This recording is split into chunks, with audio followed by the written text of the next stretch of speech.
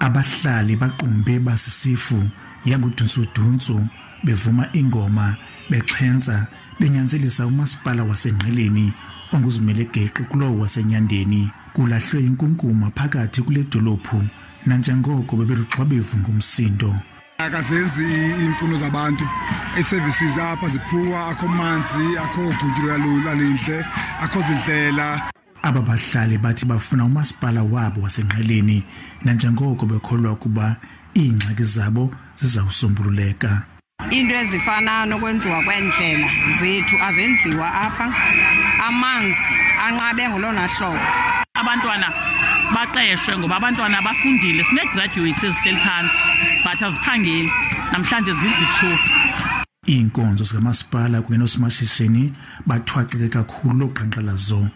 Ukuvalwa kwe-businesses apha edolophini is affecting uba we are losing income. I mean the few hours esilendile, and it's a bad time of the month because it's month end. So it has affected operations of businesses throughout idolophu yonke. Isebe lokusebenza ngokubambisana nemicimbi yezemveli liphendule kwizinyanzeliso zabahlali. Lithi alinawo amagunya okunikeza ngomasipala ozimeleyo.